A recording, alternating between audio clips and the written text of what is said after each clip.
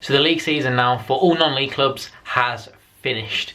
Plenty of drama in the playoffs, and we'll be looking into all of that in this video. Before we start, this video is sponsored by OneFootball, which is a great way to stay up to date with all the news heading into next season, all the latest transfers, as well as the different news from different teams, which you can see via the news section of each team. You can see through their Twitter feed in different leagues across the world. So if you want to download the app, the link will be in the top line of the description. But we will start with looking at the different playoff matches, and we'll start in the National League. So as a lot of you will know, the playoff system includes 6 teams in the National League North and National League South.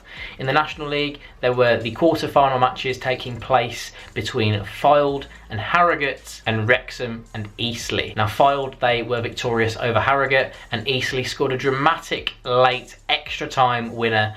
What a goal this was from Danny Hollands. The semi-finals saw Solihull Moors host AFC Fylde, and Fylde, they got through this game as well. They won 1-0 thanks to an early goal from Danny Philliskirk. In the other semi-final, Eastleigh travelled away to face Salford, and this game was decided by penalties. Salford getting to Wembley via the penalty shootout, and this playoff final would actually have an incredibly low attendance of just over 8,000. Yes, 8,049 people were inside Wembley to see this huge match to decide which team was going to go up to the Football League. Now both of these two teams, they have spent heavily in the last few years. They've risen from lower levels to come from nowhere up into the National League. Fylde actually have on their sleeves 2022 to signify the year that they want to target to get to the Football League by. And you know, that's a crazy thing to literally put the number on your sleeve, and they were one game away from doing this. But unfortunately for them, Salford won the game 3-0. As for the breakdown of that crowd, apparently there were only 700 Fylde fans at Wembley, 2,000 Salford fans, and the rest were neutrals and corporates. That's absolutely unbelievable that a team has taken 700 fans, and the other team's taken 2,000 to a match at Wembley. If you look back to the 2014-15 playoff final, at Wembley there was over 47,000 people there to see Bristol Rovers beat Grimsby in the playoff final, which, you know, that's a crazy number in comparison to 8,000. 47,000 means that Wembley was over half full. But ultimately, the amount of people in the ground doesn't really matter. These two teams have got to Wembley, they've earned the right to get there, and congratulations to Salford for getting promoted up to the Football League. They've had an incredible run of coming from lower levels up to the Football League, and yes, they've had a huge amount of investment.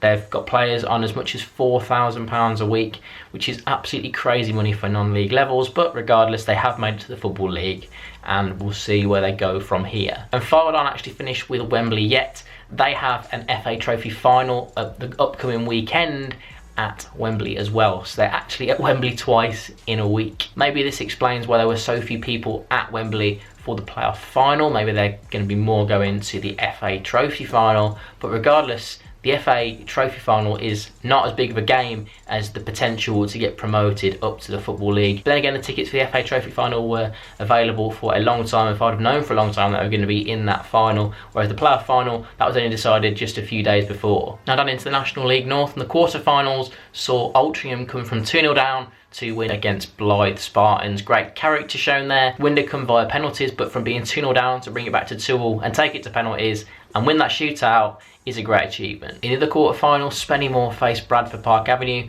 and Spennymoor won that 1-0 to see them through to the semi-finals to face Brackley Town. And this game was won by Spennymoor, but it was won on penalties. In the other semi-final, Chorley faced Altrincham, and Chorley got the win there. That was also won on penalties, which saw them get through to the final. So Chorley v Spennymoor in the final.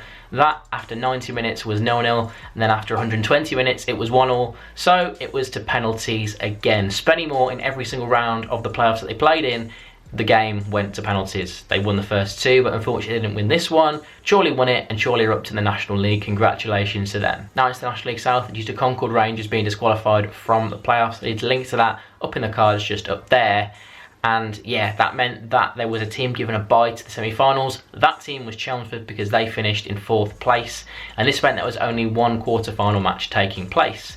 This one was between Bath City and Wealdstone, and Wealdstone actually won this game 3-1. This one through to the semi-finals, and they're actually 2-0 up away at Woking, but Woking did fantastically to come back and win 3-2. A goal in the 94th minute, one of the last kicks of the game from Jake Hyde, ensured that Woking would be going to the final. And their opponents would be Welling United, who also won 3-2, this time against Chelmsford.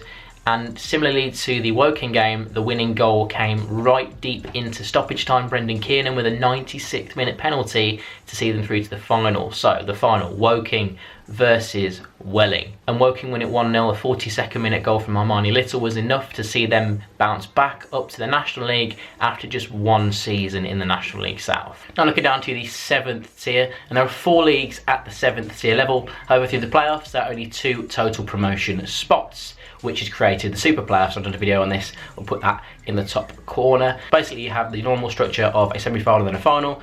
Both of those games are one leg, and then you go to the Super Playoff final and play against the playoff winner of a different league. So we'll start in the Northern Premier League Premier Division, and in this league, South Shields won in the semi-finals 4-2 against Buxton. Warrington beat Nantwich 4-1, getting through to the playoff final, where Warrington beat South Shields 2-1. And this set of playoffs went very smoothly in comparison to the Southern League Central Division, which I've done a whole video on. Again, I'll link that up there. Cut a long story short, chaos, rearrangement of games, absolutely bonkers scenario. Along the way, Alvechurch beat Stourbridge in the semi-finals, and Kings Lynn beat Stratford in the other semi-final. Then in the final, Kings Lynn won against Alvechurch 3-0 to reach the Super Playoffs, where they faced Warrington. Kings Lynn won that game 3-2, Michael Gash getting the winner in extra time to see Kings Lynn move up to the National League North. In the Southern League South, Metropolitan Police beat Salisbury City 3-2, and Poole Town beat Taunton 2-1. Those matches were the semi-finals, and in the final,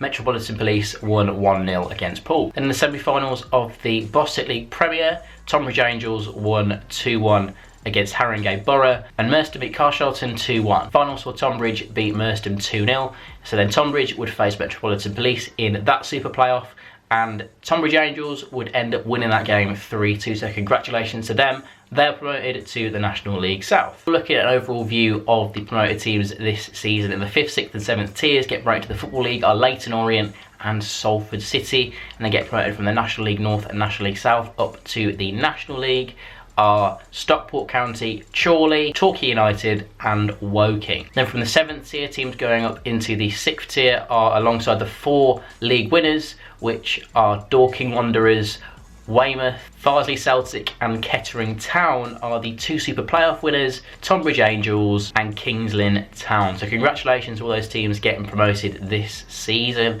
Do you support any of those teams? Let me know in the comment section down below. Do you think they'll do well in their new leagues next season? Let me know in the comment section down below. And if you enjoyed this video, remember to hit that like button and click subscribe as well to stay up to date with loads of different news heading through the summer into next season.